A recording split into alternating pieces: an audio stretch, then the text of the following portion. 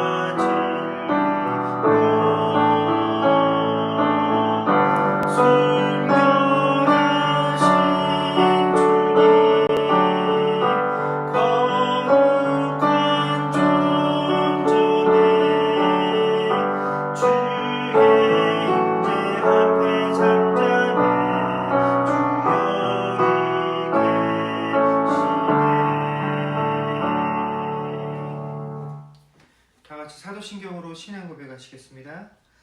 전능하사 천지를 만드신 하나님 아버지를 내가 믿사오며 그 외아들 우리 주 예수 그리스도를 믿사오니 이는 성령으로 잉태하사 동정녀 마리아에게 나시고 본디오 빌라도에게 고난을 받으사 십자가에 못 박혀 죽으시고 장사한 지 사흘 만에 죽은 자 가운데서 다시 살아나시며 하늘에 오르사 전능하신 하나님 우편에 앉아 계시다가 저리로서 산 자와 죽은 자를 심판하러 오시리라. 성령을 믿사오며 거룩한 공회와 성도가 서로 교통하는 것과 죄를 사하여 주시는 것과 몸이 다시 사는 것과 영원히 사는 것을 믿사옵나이다. 아멘. 찬송가 432장 찬양하겠습니다.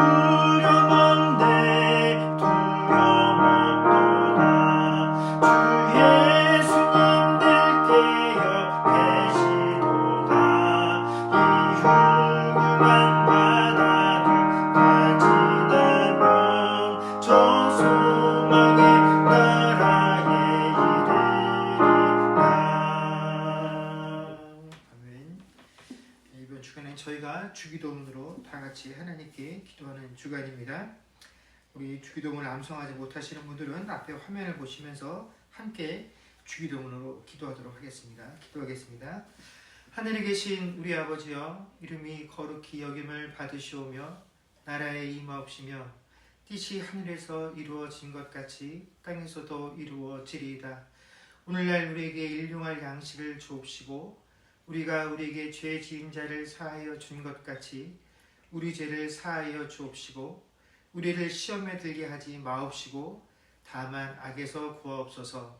대개의 나라와 권세와 영광이 아버지께 영원히 있사옵나이다. 아멘. 교회 소식 전하겠습니다. 이번 주간부터 우리 학생들 봄방학이 2주간 시작이 되었습니다. 가정에서 우리 자녀들과 함께 지내는 동안에 코로나 예방에 더욱더 신경들을 써주시고 언제 정확히 저희가 다시 함께 모여서 예배드리는 상황이 되어질지 모르겠으나 우리가 그 시간들을 위해서 함께 기도해 주시고 또 우리에게 주어진 이 멈춤의 시간들을 통해서 우리가 세상에 분주하면서 잠시 멈춰 서서 하나님께 더 간절하고 더 깊이 나가는 그런 시간들이 될 수 있게 달라고 우리가 예배를 기다리는 동안에 함께 이 제목을 놓고 기도하는 시간들이 성도들이 되었으면 감사하겠습니다. 하나님 말씀 보겠습니다. 하나님 말씀은 마태복음 17장 1절에서 8절까지 말씀입니다. 마태복음 17장 1절에서 8절까지 말씀을 제가 봉독하겠습니다. 엿새 후에 예수께서 베드로와 야고보와 그 형제 요한을 데리시고 따로 높은 산에 올라가셨더니 그들 앞에서 변형되사 그 얼굴이 해같이 빛나며 옷이 빛과 같이 희어졌더라. 그때 모세와 엘리야가 예수와 더불어 말하는 것이 그들에게 보이거늘 베드로가 예수께 여쭈어 이르되 주여 우리가 여기 있는 것이 좋사오니 만일 주께서 원하시면 내가 여기서 초막셋을 짓되 하나는 주님을 위하여 하나는 모세를 위하여 하나는 엘리야를 위하여 하리이다. 말할 때 호련히 빛난 구름이 그들을 덮으며 구름 속에서 소리가 나서 이르되 이는 내 사랑하는 아들이요 내 기뻐하는 자니 너희는 그의 말을 들으라 하시는지라. 제자들이 듣고 엎드려 심히 두려워하니 예수께서 나와 그들에게 손을 대시며 이르시되 일어나라 두려워하지 말라 하시니 제자들이 눈을 들고 보매 오직 예수 외에는 아무도 보이지 아니하더라. 아멘. 아마 여러분들께서 여행을 하시면서 그런 경험들이 많으실 거다라고 생각들을 합니다. 내가 이렇게 살던 곳이 아니라 다른 곳으로 여행을 하게 되면 뭐 집과 다른 환경에 와서 그런지 모르겠지만 가끔씩 그런 마음에 드실 때가 있죠. 야, 여기 참 살기 좋다, 예쁘다, 근데 여기서 계속 살았으면 좋겠다라고 아마 그런 마음이 드실 때들이 있으실 겁니다. 아마 사람들마다 그런 생각을 가지고 그런 마음을 먹는 여러 가지 이유들이 있겠죠. 그 전에 내가 살아보지 않았던 그런 환경이나 그런 경치들을 보게 될 때 아마 우리들은 야, 여기 참 보기 좋다, 살기 좋다, 이런 곳에서 좀 살았으면 좋겠다라고 생각들 하시게 되고 제가 지난 주간에 온천에 갔었는데 온천에 갔다가 이제 다른 무슨 교회죠? 그 서리에 있는 교회 이제 그 어르신들을 이렇게 뵙게 됐는데 그분들이 나이가 거의 80이 다 되셨는데 이민 오신 지 몇 년 안 되셨더라고요. 그래서 50이 넘어서 이민을 왔다고 하시더라고요. 그래서 어떻게 그 연세에 갑자기 이민 오셨냐고 여쭤봤더니 여행하다가 여기가 너무 살기가 좋고 예뻐서 이민 와야 되겠다라고 마음 먹어서 왔다라고 이렇게 말씀을 하시더라고요. 그래서 정말 이렇게 여행을 하다가 너무 좋으면 이렇게 마음을 먹고 움직이기도 하시는구나 라고 생각들을 했습니다. 근데 사실 사람이 살면서 뭐 많이 못 다녀도 우리가 눈에 확 들어오면 야, 예쁘다, 좋다, 나 저런 곳에서 좀 살아봤으면 좋겠다라고 하지만 사실 우리가 눈에 보는 기쁨들이 주는 그런 인식은 오래 가지 않습니다.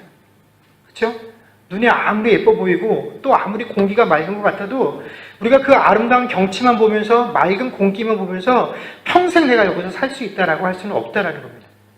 오히려 저 같은 경우에는 어떤 대상이 그게 꼭 아름다운 경치가 아니더라고 하더라도 제가 지금 당하고 있는 이 어려운 상황, 이 상황 때문에 제가 너무 짓눌려 있어서 어렵고 힘든데 어떤 상황, 또 어떤 사람, 그런 것들을 보고 제가 잠시라도 그 고통스러운 상황, 이 힘든 순간이 잊혀지게 되면 저는 그런 생각을 갖게 되는 것입니다. 야, 지금 이 순간이 너무 좋다. 내가 여기 계속 머물러 있어도 좋겠다. 이 사람들하고 같이 있었으면 좋겠다. 오히려 저는 그런 생각을 더 많이 하게 되는 것 같습니다. 그러다 보니까 우리가 세상을 살면서 지금 내가 살고 있는 이 순간, 내가 지금 살고 있는 이 공간, 이 시간, 이것들을 가리켜서 야, 여기가 참 좋다. 지금 이 순간이 너무 좋다.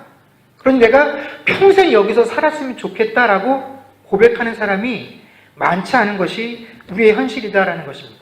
왜냐하면 내가 내 주변과 내 상황들과 내 처지를 돌이켜보게 되면 야, 지금 너무 좋다라고 생각하기보다는 야, 이 상황에서 좀 벗어났으면 좋겠다. 뭔가 이것 말고 좀 더 좋은 것이 나에게 왔으면 좋겠다라고 생각하기 때문에 우리는 지금 이 순간, 이 상황 속에서 결코 만족하거나 좋다라고 고백하기가 힘들다라는 것이죠. 제가 여러분에게 두 사람을 소개하려고 합니다.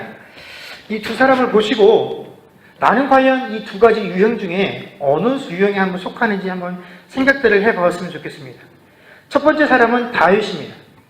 우리가 잘 아는 것처럼 다윗은 이새의 아들, 그 8명의 형제들 가운데 막내였죠.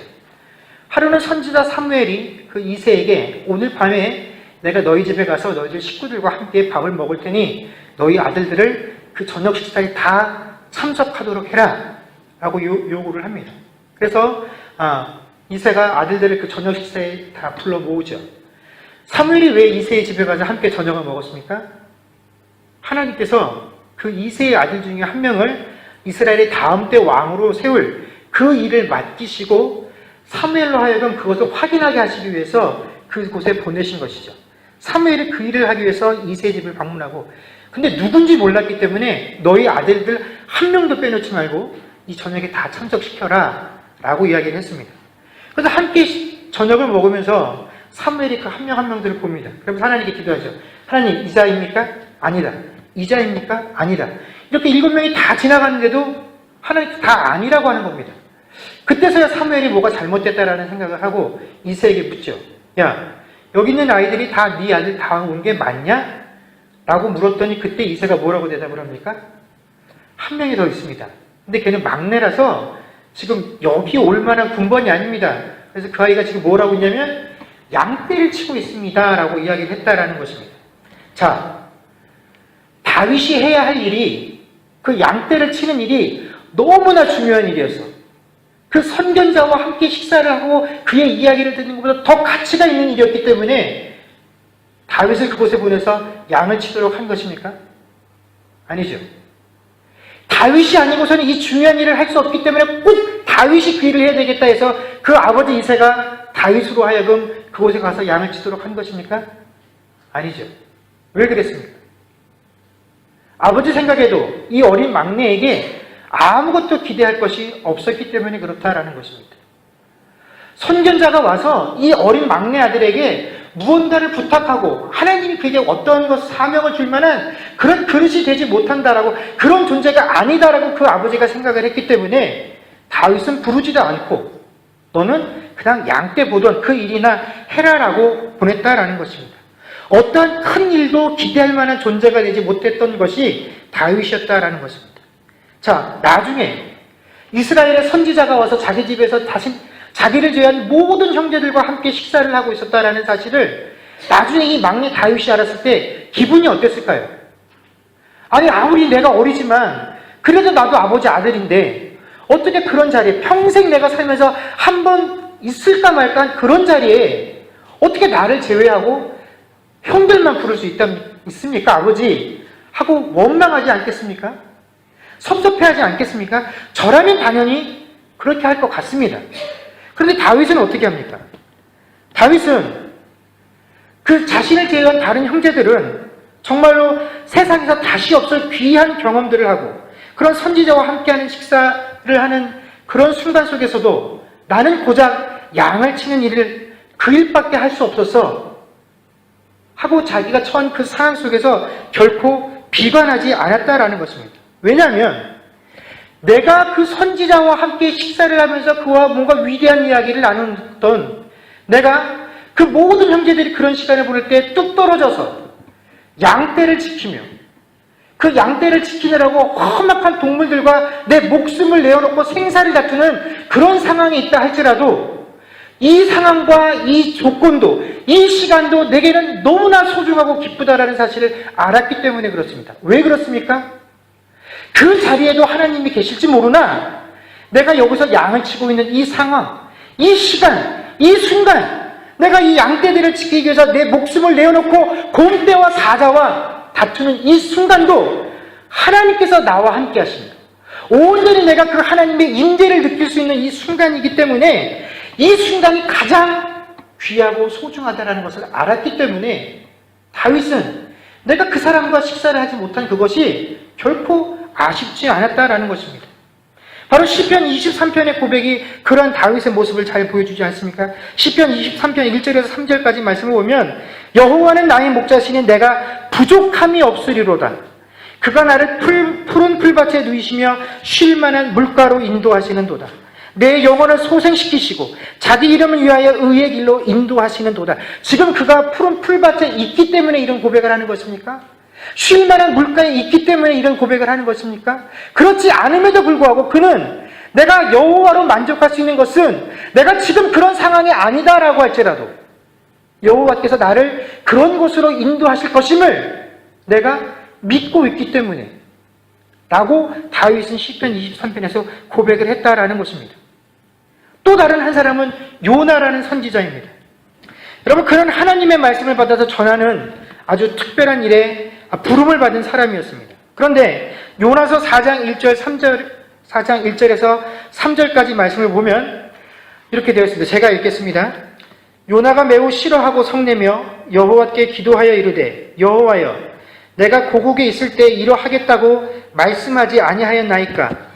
그러므로 내가 빨리 다시스로 도망하여 싸우니 주께서는 은혜로우시며 자비로우시며 노하기를 더디하시며 인애가 크시사 뜻을 돌이켜 재앙을 내리지 아니하시는 하나님이신 줄을 내가 알았음이니이다. 여호와여 원하건대 이제 내 생명을 거두어 가소서. 사는 것보다 죽는 것이 내게 나음이니이다 하니라고 고백이 되어 있습니다.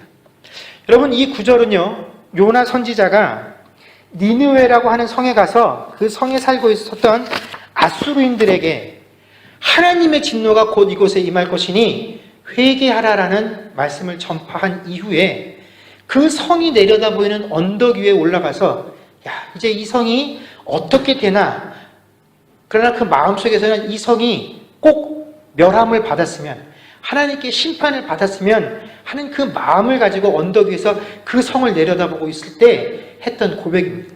그런데 어찌된 일인지 이 니느웨 성에 있었던 아수르인들이 하나님께 회개하고, 하나님께서는 그들이 회개하지 어떻게 하십니까?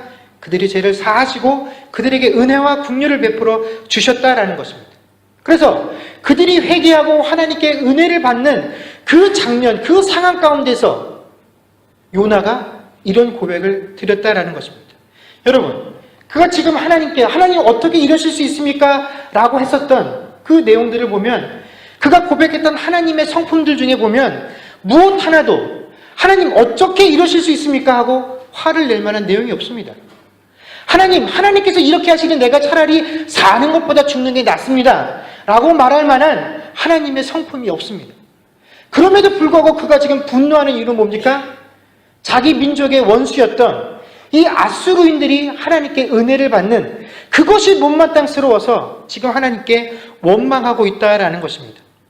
여러분, 그는 다른 어떤 사람보다도 하나님과 가장 가까운 곳에 있었던 사람이고 하나님께 특별한 소명을 받아서 이 땅을 살아가는 사람이었고, 지금 자신의 눈앞에서 하나님의 놀라운 은혜와 긍휼이 펼쳐지고 있는 것을 목도하고 있음에도 불구하고 그는 지금 자신이 살아 숨쉬고 있는 이 공간이, 이 상황이, 이 순간이 결코 기쁘지 않았다라는 것입니다.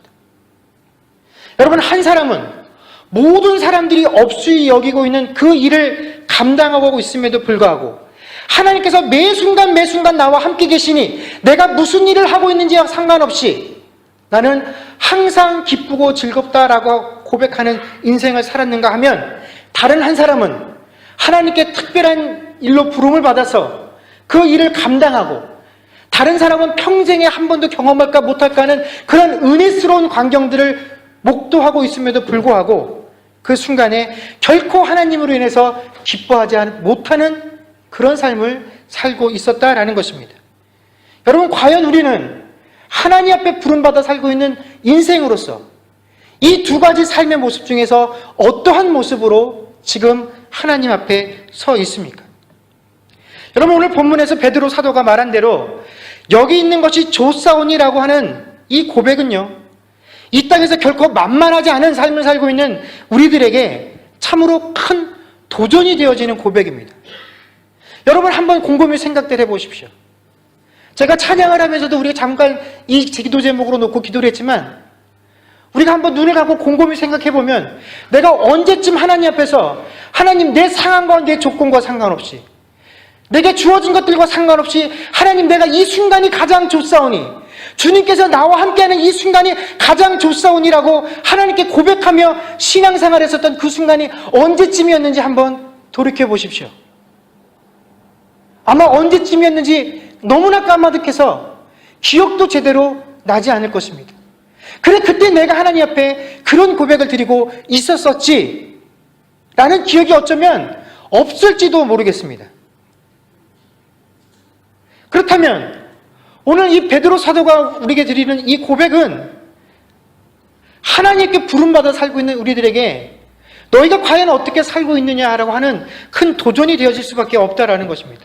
그런데 참 흥미로운 것은 뭐냐면, 베드로 사도조차도 예수님과 함께 지냈던 그 긴 시간 동안 한 번도 이런 고백을 드린 적이 없었다라는 것입니다. 오늘 지금 당하고 있는 이 상황보다 더 은혜로운 상황 속에서도, 더 뜻깊은 순간 속에서도 다른 제자들조차도 한 번도 하나님 앞에서, 주님 앞에서 이런 고백을 드린 적이 없었다라는 것입니다.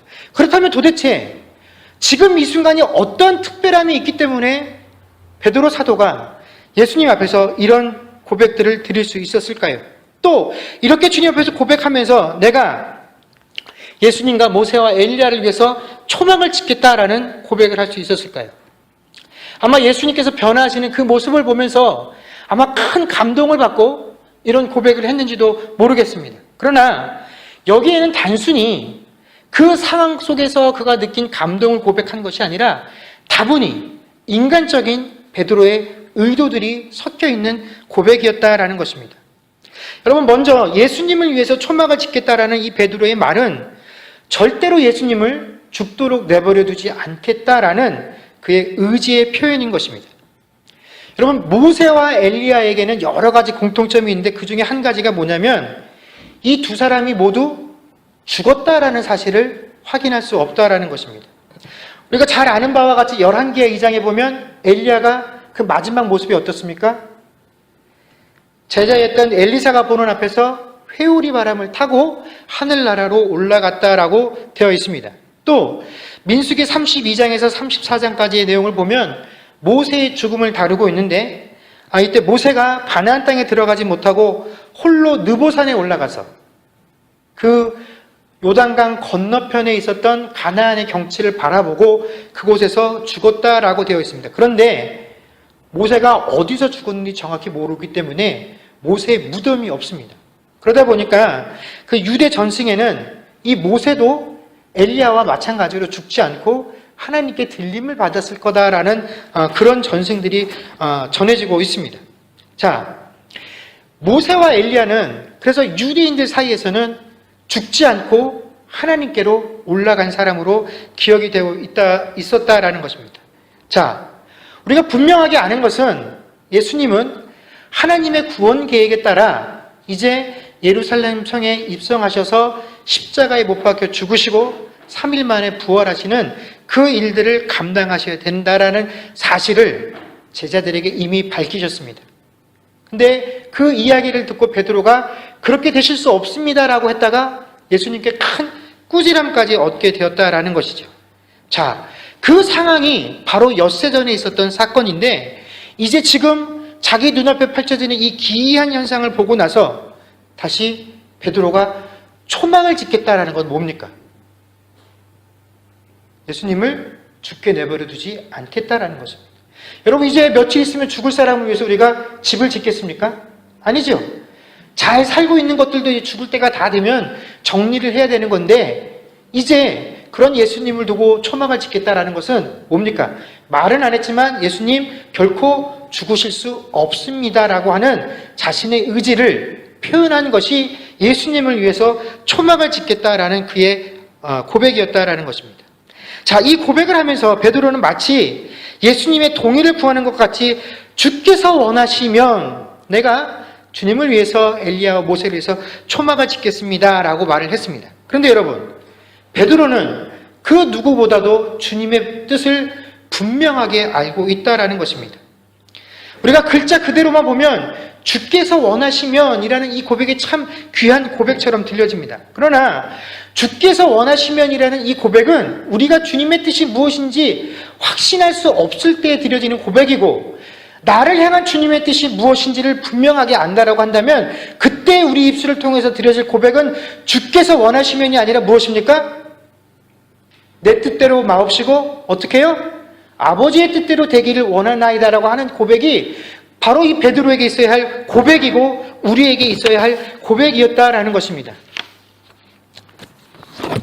두 번째로 모세와 엘리야를 위해서 초막을 짓겠다라는 것은 베드로가 예수님만으로는 만족하지 못하고 다른 수단을 예수님과 동일한 선상에서 자신의 삶에 묶어놓겠다라는 의지가 나타나는 대목입니다.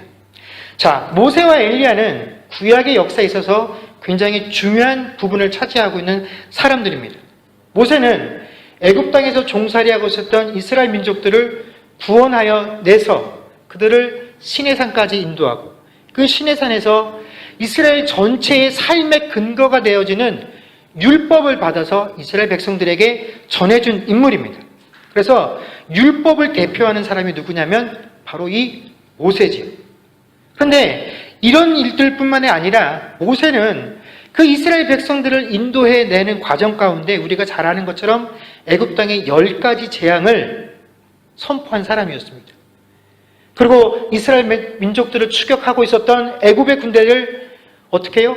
홍해바다 한가운데를 수장시키고 40년 동안 그 이스라엘 백성들을 인도하면서 숱한 전쟁으로부터 승리를 거두어냈고, 또 이스라엘 민족들이 먹을 것이 없다라고 탄식하면, 마실 물이 없다라고 탄식하면 그들에게 먹을 것과 마실 물을 척척 내주었던 인물이 바로 이 모세였다라는 것입니다.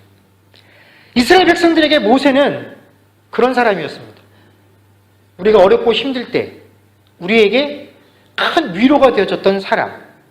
여러분, 엘리야는 또 어떻습니까? 그는 갈멜산에서 바알과 아스타롯의 선지자 850명과 대결해서 승리를 거두었고, 사르밧 지역에서는 과부의 죽은 아들을 살려내고 심지어 살아서 하늘에 올라갈 만큼 정말로 믿음으로, 신앙으로 따지자면 입지적인 인물이었다라는 것입니다. 그런데 바로 그런 두 인물이 지금 예수님과 함께 서서 이야기를 나누고 있는 장면을 이 제자들이 눈으로 보고 있다라는 것입니다. 여러분, 그 장면을 왜 하나님께서 그 제자들에게 보여주셨을까요? 여러분, 모세와 엘리야는 살아서 그들이 이스라엘 역사 가운데 아주 중요하고 놀라운 일을 했다라는 사실로만 중요한 것뿐만이 아니라 그 두 사람이 가지고 있는 특징, 대표성이 있다라는 것입니다. 우리가 신약을 읽다 보면 이 신약에는 율법과 선지자라는 표현들이 자주 등장을 하게 됩니다. 그런데 이 율법과 선지자라는 것은 무엇을 의미하는 표현이냐면 구약 성경을 의미하는 겁니다. 왜냐하면 예수님 당시에 그 구약 성경은 율법서와 선지서가 전체였기 때문에 그렇다라는 것입니다. 그런데 이 모세는 율법을 대표하는 사람이고 엘리야는 구약의 모든 선지자를 대표하는 인물입니다. 그래서 지금 예수님과 모세와 엘리야가 함께 이야기를 하고 있다는 것, 하나님께서 지금 이 변화산에 이 두 사람을 등장시켰다는 것은 이 두 사람이 유독 특별하기 때문에 다 아니라 바로 율법과 선지서를 대표하는, 그래서 지금까지 너희가 구약 성경을 통해서 알고 들었던 그 메시아가 바로 누구냐면 너희 눈앞에 있는 예수 그리스도가 그 그 구약이 가르쳤던 메시아라는 사실을 보여주기 위해서 바로 모세와 엘리야를 등장시키셨다라는 것입니다. 그래서 모세와 엘리야는 지금 너희 앞에 있는 이 예수님이 바로 구약에서 예언되어졌다라는 메시아라는 사실을 증명해주는 도구일 뿐이고, 이제 예수께서 계시니 모세와 엘리야는 더 이상 그들에게 필요하지 않은 존재입니다. 그런데 그런 모세와 엘리야를 지금 함께 예수님과 초막을 기어서 살게 하겠다라는 이 베드로의 의도는 무엇이겠습니까? 우리의 죄를 위해서 죽으시겠다라고 말씀하시는 예수님도 필요하지만, 우리가 이미 숱하게 우리 조상들을 통해서 들었던 그런 능력을 보여주었던, 우리의 원수들로부터 우리를 구원해 주었던, 먹을 것이 없고 마실 것이 없다라고 말할 때 하나님께 기도해서 그 먹을 것과 마실 것을 우리 삶에 공급해 주었던 그 모세와 엘리야의 능력도 여전히 우리의 삶 가운데 필요하다라고 느꼈기 때문에 그렇다라는 것입니다. 예수님도 필요하지만 예수님만으로는 만족할 수 없다라는 그 제자들의 마음이 모세와 엘리야도 예수님과 함께 우리와 이곳에 머물러야 하겠습니다라고 한 것입니다. 우리가 지금 시대로 말하자면 주님도 좋지만 돈과 명예와 건강도 나에게 함께 있으면 더 좋은 것 아니겠습니까? 라고 신앙생활하는 것과 마찬가지다라는 것입니다. 그러다 보니까 우리는 우리의 삶 가운데서 끊임없이 이 모세와 엘리야와 같은 존재들을 우리의 삶에 만들어 놓고 그것들을 내 평생에 나와 함께 묶어두고자 하는 그런 욕구들을, 그런 욕망들을, 유혹들을 우리의 삶에서 떨쳐내기가 어렵다라는 것입니다. 여러분, 사실 우리가 모세와 엘리야와 같은 존재들을 신앙인인 우리의 삶에 만들어 놓는다라고 한다면 그게 무슨 큰 잘못이라 할 수 있겠습니까? 우리가 이 세상을 살아가면서 모세와 엘리야와 같은 존재들이 있어서 내가 어렵고 답답할 때마다 내 신앙의 상담들을 해주고, 내가 어렵고 힘들 때 의지할 수 있는 그런 존재들이 있다라고 한다면 그것이 무엇이 그렇게 큰 잘못이겠느냐 하는 것입니다. 그러나 오늘 주님께서는 아무리 우리들의 인생 가운데 값지고 뛰어난 존재가 존재한다라고 할지라도 그것들은 모두 주님 앞에 있을 때 어떻게 되어야 할 존재라는 것입니까?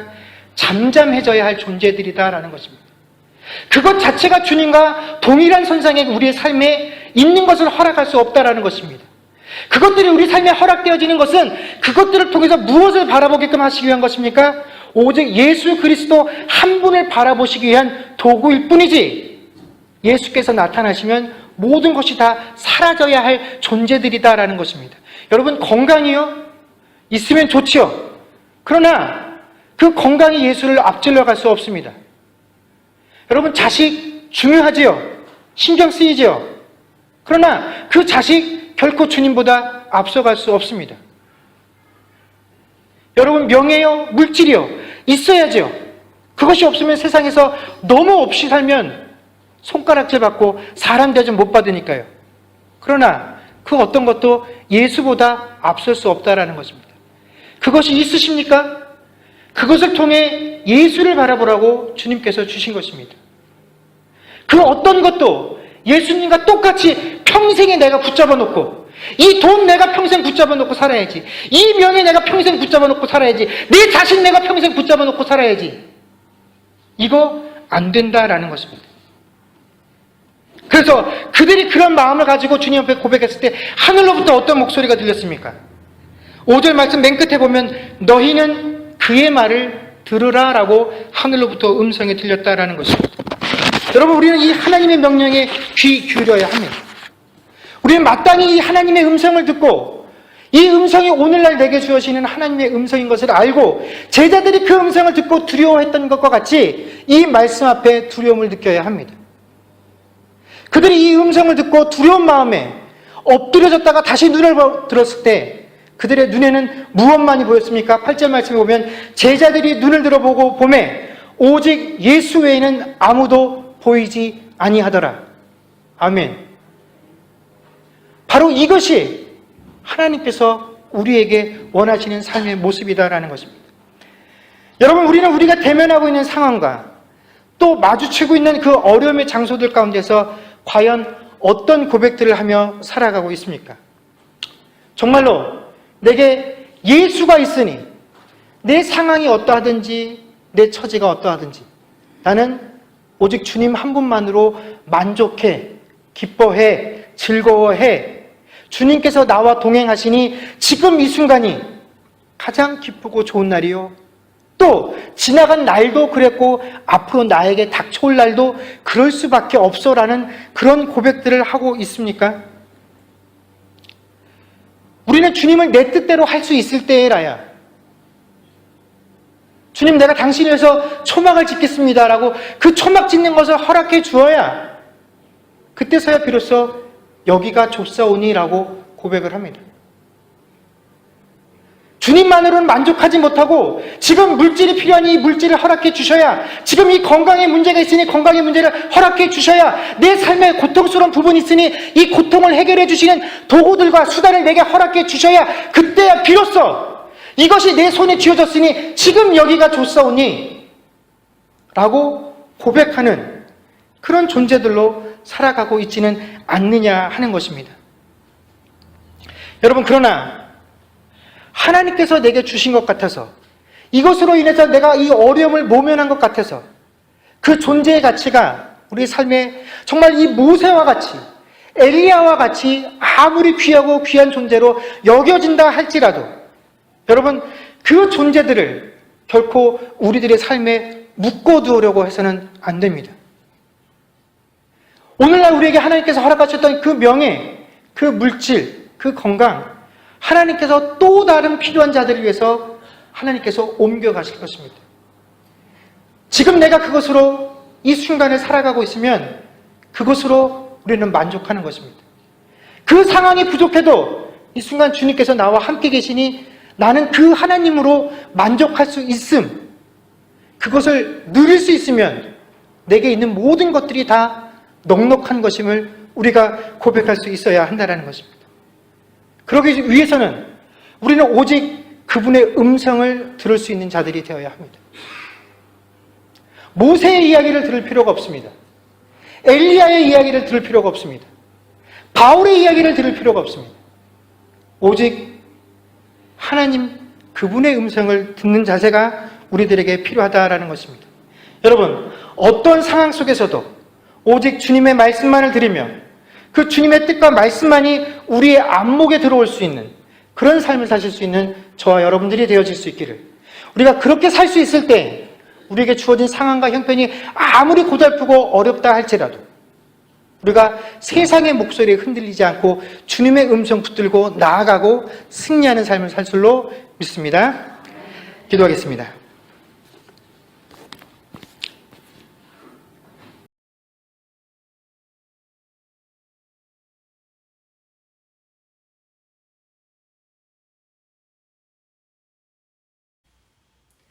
우리 주님 다시 오실 때까지 찬양하겠습니다.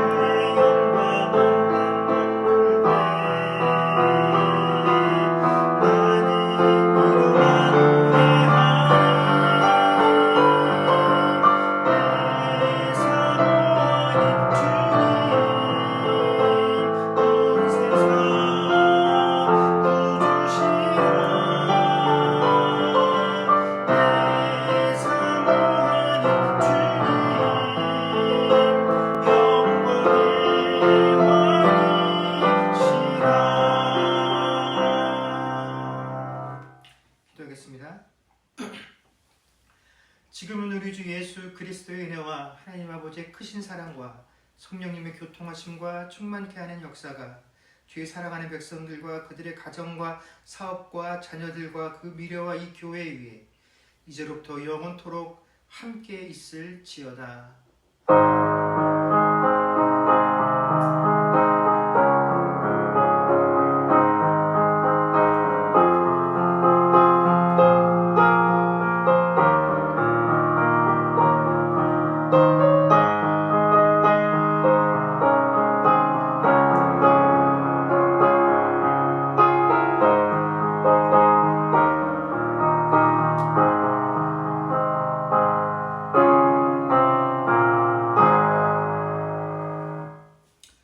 네, 감사합니다. 예배를 마쳤습니다.